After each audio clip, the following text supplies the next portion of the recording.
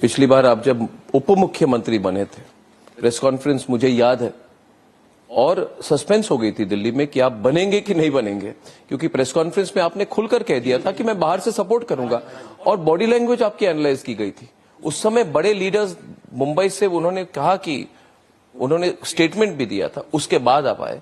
Compromise थी मगर आपने अपने पार्टी के लिए किया, मगर क्या कॉम्प्रोमाइज करना मुश्किल हो जाता है एट अ पॉइंट जब अभी देखिए अजीत पवार, सॉरी मैं स्पेसिफिक, अजीत पवार जी खुलकर बोल रहे हैं, आप पे पॉट शॉट ले रहे हैं, कह रहे जो हमारे पे 70,000 करोड़ के एलिगेशंस करते थे वो उनके साथ मैं सरकार में बैठा हूं। ये बात उनको कहने की जरूरत क्यों थी? देखिए, पहली बात तो यह है कि कोई भी कॉम्प्रोमाइज करना ये आसान नहीं होता, इसमें तो कोई दो राय नहीं है।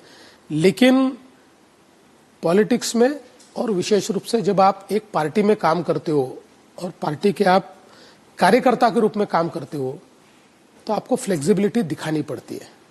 आप स्टिफनेस दिखाकर मुझे नहीं लगता कि आप, हाँ, एक पर्सनल एजेंडा आप अचीव कर सकते हो लेकिन पॉलिटिकल और पार्टी का एजेंडा आप अचीव नहीं कर सकते। इसलिए जब जब पार्टी के हित में कॉम्प्रोमाइज करने की जरूरत पड़ी मैंने किया है, आगे भी मैं करूंगा।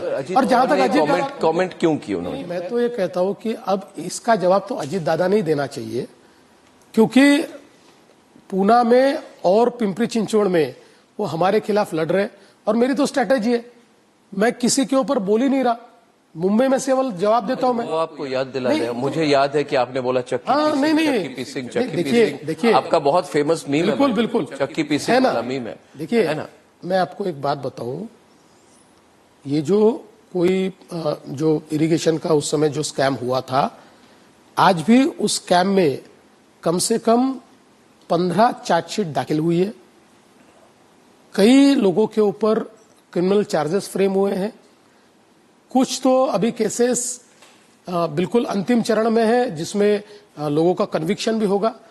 तो मैं इतना ही कहना चाहता हूं कि आज इस चुनाव में मैंने ये स्ट्रेटेजी रखी है कि मैं मेरा डेवलपमेंट का प्लैंक, इसको मैं किसी भी हालत में दूर नहीं होने दूंगा, मेरा फोकस मैं दूर नहीं होने दूंगा।